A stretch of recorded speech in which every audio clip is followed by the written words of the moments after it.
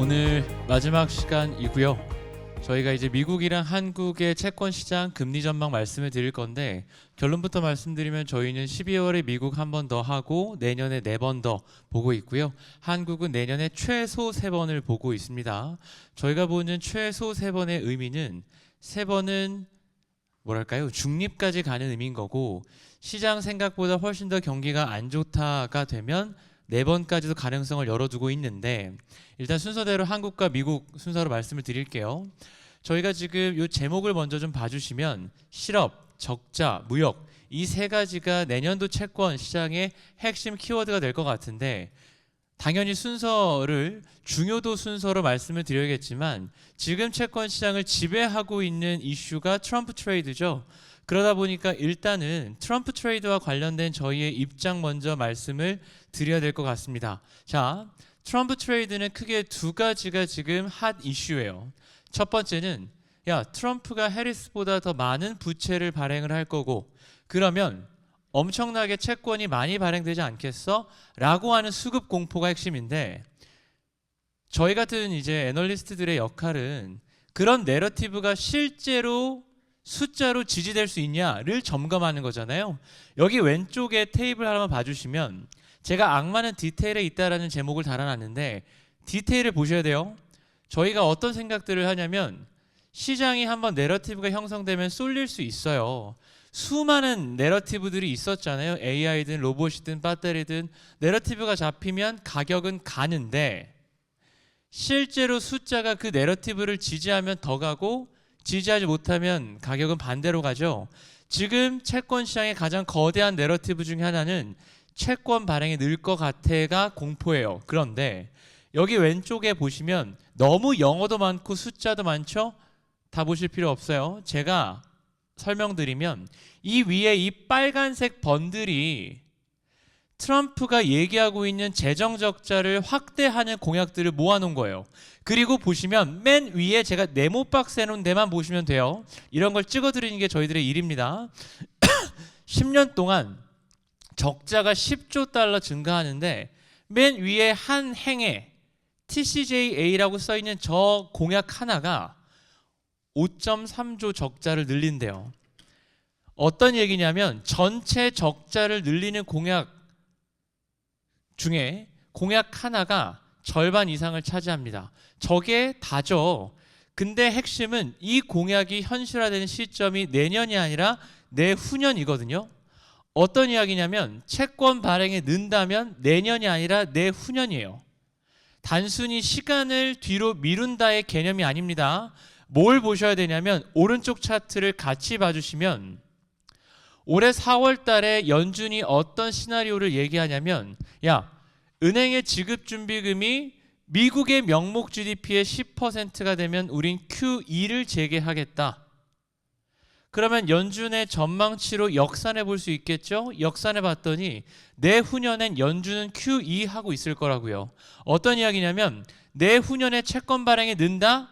늘 수 있어요. 팩트예요. 문제는 뭐냐면 그때 QE가 들어온다고요. 저희가 채권을 직접 거래하시는 전문가들 뿐만 아니라 리테일 고객분들도 만나기 때문에 이걸 어떻게 비유를 드리냐면, 여러분들이 집 사러 가서 아파트 단지를 보러 갔는데 옆 단지가 막 준공을 하고 있어. 공급이 늘어나니까 일단 좀 짜증나는데, 심지어 아파트의 큰 손인 할아버지가 집을 팔기 시작했대. 아무도 사고 싶지 않아요. 그렇죠? 이게 트럼프 1기 때의 공포입니다. 트럼프가 들어와서 채권 발행을 늘리겠다고 했는데 연준이 2018년부터 QT 하겠대요. 큰 손이 팔겠다 그러고 준공은 늘고 있고 아파트 안 사야 정상이죠. 지금은 뭐냐면 준공은 늘 것 같은데 맥스로 봐도, 그런데 연준이 내후년에 들어온대요. 흔히 말하는 유상증자가 아니라 정확히 말하면 제3자 배정 유증 같은 꼴인 거지.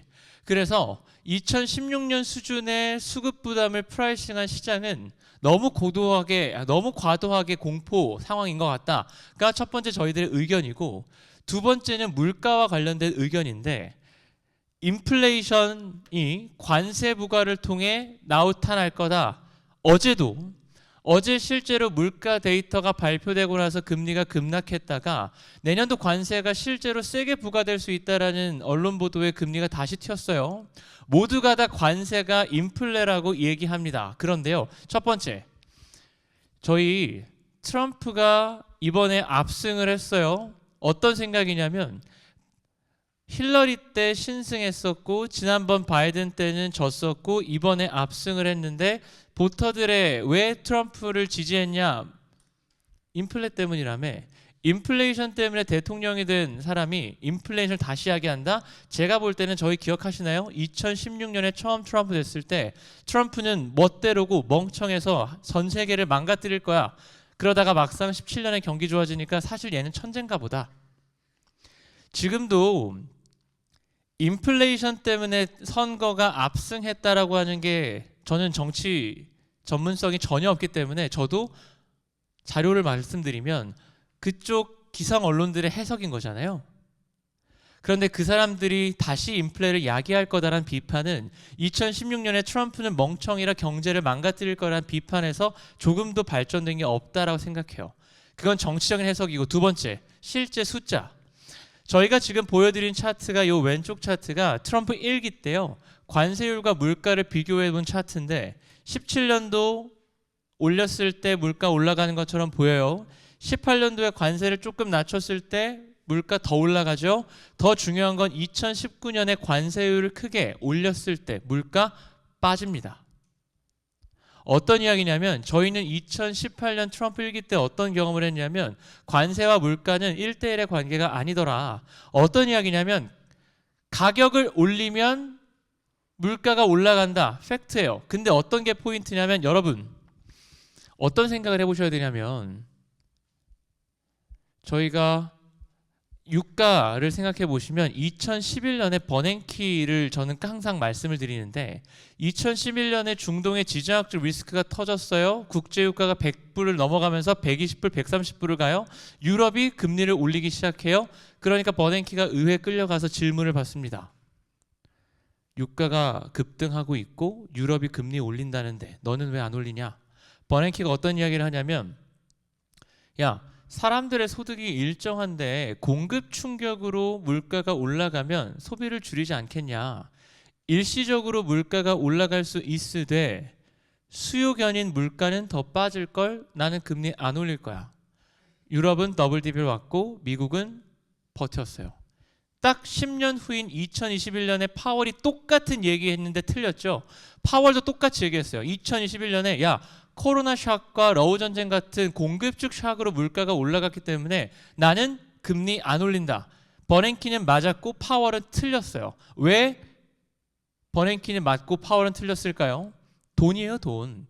진짜 버냉키 때는 돈이 일정한데 공급 샥으로 물가 올라가니까 소비를 줄였어요. 일시적으로 물가 튀었다가 줄더라고. 파월 때는 어땠어요? 돈이 썩어났었죠. 한국 GDP의 3배가 되는 규모를 보조감으로 뿌리니까 이 정도 가격 내고 쓴다. 그럼 물가가 계속 올라가요. 지금은 어때요? 중국에서 수입하는 물건이 하이엔드보다는 중위소득자, 저소득자들이 쓰는 물건들이겠죠. 걔네들의 소득 여건은 이미 망가져 있기 때문에 저희는 어떻게 말씀드리냐면 당연히 물건의 가격을 올리면 인플레이션이 올라오는 것처럼 보이지만 저희는 파월 때보다는 버냉키 때랑 비슷할 것 같다. 오히려 소비가 둔화될 가능성이 높다라고 말씀을 드려요. 그래서 저희가 트럼프 1기 때도 정치적 이벤트를 앞두고 한쪽으로 시장이 쏠리면 그렇게 됐던 적이 한 번도 없는 것 같은데요. 지금도 트럼프가 인플레이션 때문에 대통령이 됐다라는 생각엔 동의하면서 얘가 인플레이션을 만들 거라는 생각들을 많이들 하고 계신데요. 저희는 그렇게 생각하지 않습니다. 그래서 트럼프 트레이드에 대한 공포는 없어질 거라고 보고 그리고 나면 결국 어떤 게 다시 포커스가 될 거냐?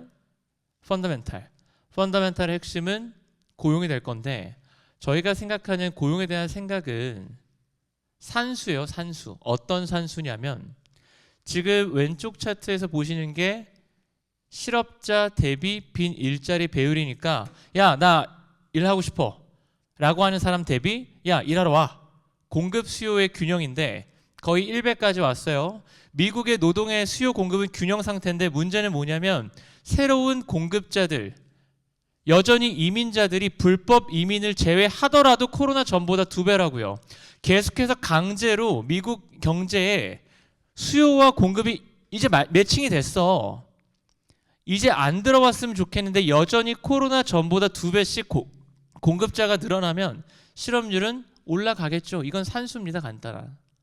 트럼프가 이민자를 쫓아낼 거라는 주장을 하시는 분도 계신데요. 물론 가능한 이야기고 저희도 배제하고 있지는 않지만 트럼프 1기 때 코로나와 같은 이벤트가 있기 전에 쫓아내기까지는 않았고 지금 CBO 같은 초당적인 기관들의 전망은 그냥 코로나 이전 수준으로 복귀하는 정도? 근데 그러려면 속도가 조금 걸리겠죠. 그래서 일단 내년 1분기까지 실업률은 올라가고 수요보다 공급이 늘면 당연히 임금이 떨어지겠고 그러면 소비도 분명히 둔화될 수 있다. 자, 여기까지는 그냥 경제적인 이야기고 여기가 사실은 내년도에 대한 핵심 콜이에요. 뭐냐면 자, 저희는 공평하게 말씀을 드려야 된다. 뭐냐면 저희 금리를 백날 올려도 미국 경제 괜찮다며. 미국 경제가 왜 괜찮았어? 야, 첫 번째 민간이 괜찮거든. 민간이 왜 괜찮은데? 일단 첫 번째 가계는 싹 다 고정금리라 금리 올린 효과가 반영이 안 돼. 맞아요. 그러면 공평하게 생각해 보시죠. 금리 인하 효과도 바로 반영 안 되지 않아요? 여기 차트가 진한색이 미국도 가계대출의 70%가 모기지입니다. 진한색 선이 미국의 가계가 실제로 내는 이자 비용이에요. 4%가 안 되죠. 시장금리 어때요? 7%예요. 다시 산수. 여러분들이 지금 평균 점수가 90점인데 다음 시험이 90점보다 높으면 어때요? 평균 올라가죠. 그게 평균과 한계의 관계죠. 지금 가계가 내는 이자 비용이 4%가 안 되는데 매일매일 찍히는 신규 계약이 7%라고. 그러면 어떻게 돼요? 이 평균 비용은 올라가요. 언제까지? 저거랑 만날 때까지. 지금까지 야, 가계 이자 비용 괜찮아, 낮아. 맞아요. 근데 내년에는 어때요? 코로나 전보다 올라간다니까요. 어디까지? 5%까지 봅니다. 그러면 이제 2008년 레벨 조금 안 되는. 그래서 일단 내년에 가계 이자 비용 코로나 전보다 높아진다. 첫 번째. 두 번째가 조금 더 중요한 콜인데 여기에요. 많은 분들이 미국의 주식시장이 굉장히 강건하고 기업들이 강건하고 특히나 지금 크레딧은 굉장히 강하죠. 그럴 수밖에 없어요. 자, 요거 봐주시면 골 때리는 게 저희가 금리 500bp 올렸죠. 그런데 미국의 비금융기업들의 이자 비용이 어때요? 반토막이 났어요. 4천억 달러에서 2천억 달러가 줄었거든요. 2천억 달러가 어느 정도 사이즈냐면 지금 이번에 트럼프의 공약 중에 하나가 야, 법인세 21% 했던 거 15%까지 줄여줄게죠. 이게 1년에 200억 달러짜리예요. 그런데 저희 지금 3년 동안 1년에 600억 달러씩 이자 비용이 줄어들었거든요. 미국의 기업들은 엄청난 비용 감소를 누려왔습니다. 트럼프보다 더 힘센 감소를. 그러니까 엄청 강했던 거고. 왜? 이거는 미국이니까 가능해요. 미국은 기업들의 자금 조달의 70%가 다 뭐다? 직접 조달입니다. 그래서 코로나 때 회사채 연준이 무제한 매입까지 해주면서 제로금리 조달해놓고 MLF 돌리면 5% 수익이 나요. 500bp 이자 비용 수익이 나니까 2천억 깠다고. 근데 지금부터 어떻게 돼요? 자, 금융위기 때 금리 낮추면 이자 비용 올라가죠. 왜? 심플합니다. 투자 수익률 떨어지고 내년에 IG 만기도래 2배, 하이드 만기도래 5배예요. 조달 비용은 강제로 올라가고 투자 수익률 떨어지면 내년에 미국 기업들은 5년 만에 처음으로 이자 비용을 증가를 경험해요. 그래서 미분하듯이 잘라놓고 지금까지 민간이 건전합니다. 인정. 앞으로는 지금보다 덜 건전한 게 아니라 처음으로 코로나 이전보다 이자 비용이 커질 겁니다. 그래서 저희 생각은 지금 트럼프 때문에 물가도 더 올라갈 거고 채권 발행의 공포가 극에 달했고 펀더멘탈리 민간 다 건전해. 맞아요. 근데 제 생각은 지금은 그렇고요. 트럼프에 대한 공포는 내년도 1월달 이취임식을 전후로 해서 해소가 될 거고 그때쯤 실업률이 올라오면서 이런 것들이 부각되면 저는 금리는 방향은 안전하게 아래쪽으로 내려갈 수 있다라고 보고 있습니다. 그래서 4.5%의 10년 금리는 지금 저희는 딥밸류라고 보고 있어서 트레저리는 바이를 말씀을 드리고 있고요. 서두에 말씀드렸지만 내년도 연준은 4번이나 10년물 타겟은 3.5를 말씀을 드리는데 한국은 사실 굉장히 쉬워졌어요. 컨빅션이 있고 한국 채권 시장은 꽃놀이패 말씀을 드리는데 왜냐하면 저희가 올해 8월 달부터 저희 자료를 조금 꾸준히 봐주신 분들은 아시겠지만 한은에서 계속해서 수출이 좋다라고 이야기를 하시는데 동의할 수 없다. 여기 계신 분들은 다 금융에서 종사를 하신 분들이라고 가정하고 여쭤볼게요. 삼성전자가 장중에 사상 최고 실적 내면 그날 주가 올라가요, 내려가요? 조건부죠. 그게 사상 최고 실적이고 앞으로 그거보다 피크아웃한다? 세론 팔아요. 사상 최고 실적 내는데 더 나올 것 같다? 사요. 똑같아요. 앞으로가 중요해요. 지금 수출이 좋다? 8월까지? 뭐 그래요. 앞으로는 이미 수출이 좋다고 하는데 우리나라 수출의 30%가 반도체입니다. 반도체의 수출 물량 있죠. 물량과 가격을 나눠보셔야 돼요. 왜? 여러분들이 보시는 성장률은 내가 몇 개 팔았는지만 들어가거든요. 그런데 수출 물량은 이미 3개월째 마이너스예요. 하이닉스 주가가 고점 대비 28% 빠져있죠. 이미 주식쟁이들은 알고 있어. 우리나라 2등 수출 품목 자동차예요. 자동차 3개월째 수출 물량 마이너스 9월 달에 보합이에요. 어떤 이야기냐면 이미 바텀업을 보시는 분들은 수출 피크아웃에 대한 이야기들을 하고 있고 주가가 보여주고 있는데 그걸 한은과 기재부가 8월, 9월, 10월 넘어오면서 수출 전망치를 안 낮췄어요. 채권쟁이가 가장 채권을 사기 좋을 때가 언제냐면 정책 당국이 경기 나쁜 걸 인정 안 할 때. 왜냐면 언젠가 항복해야 되거든. 미리 사면 돼요. 흔히 말하는 쇼스키즈가 나오는 거를 노려서 주식 사는 것처럼 똑같아요. 근데 드디어 최근에 총재께서 내수가 문제인지 알았더니 알고 보니 수출이었다 이런 얘기를 하고 있으시고 거기다가 여기서 플러스 알파죠.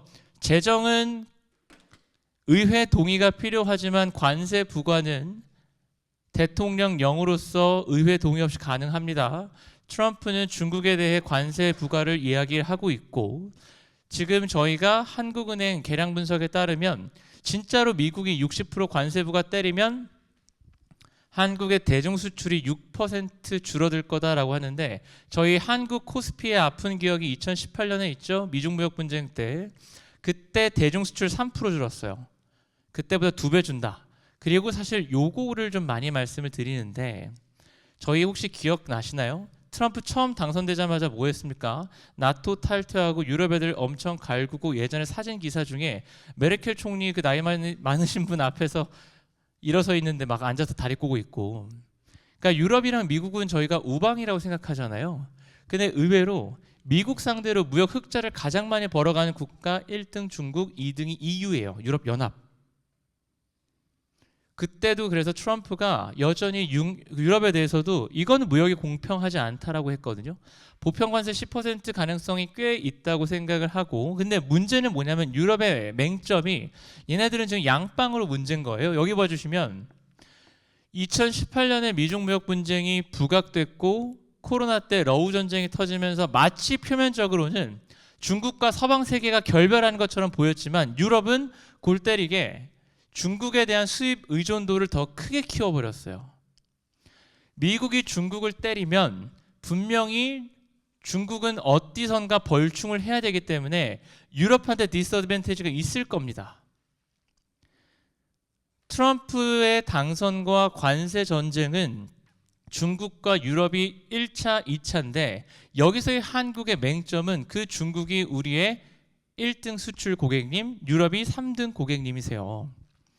그러니까 지금 한은 콜이 작년까지는 수출도 좋고 내수도 그리 나쁘지 않아요. 올해 콜은 수출은 좋은데 내수가 나쁘네. 저희가 볼 때 내년 상반기 콜은 수출과 내수가 부진하니까 경기 부양하겠다가 될 가능성이 몹시 높다고 보고 이런 식이다 보니까 저희가 이미 한국의 근원 물가가 물가가 어떻죠? 1.3까지 빠졌어요. 근원 물가 보더라도 1.8대. 한국은 이미 물가 목표를 달성을 했고요. AA 등급 이상 국가 중에서 이 정도로 물가가 빠르게 하락한 국가가 한국, 뭐 스위스 몇 개 안 돼요. 그래서 저희 생각은 한국은행의 포커스는 지금부터는 경기다라는 생각이고요. 저희는 한국의 중립 기준금리가 2.5로 추정을 하고 있기 때문에 최소 3번. 그런데 저도 잘 모르겠어요. 미국이 중국 때리면 중국 가만히 안 있겠죠? 어느 정도로 격화될지에 대한 시나리오는 제가 감히 몰라서 일단 최소 3번을 말씀드린 거고, 2018년처럼 마치 둘이 진짜로 전쟁하듯이 싸운다? 4번까지도 열어둬야 된다라고 생각하고 있고, 시장금리 기준으로 10년물 타겟은 2.6, 3년물 타겟은 2.4를 말씀드리고 있습니다. 네, 오늘 되게 긴 시간 동안 저희 FICC 포럼 참가해 주시고 끝까지 들어주셔서 감사하고요. 다음번 기회 있을 때도 뵙겠습니다. 감사합니다.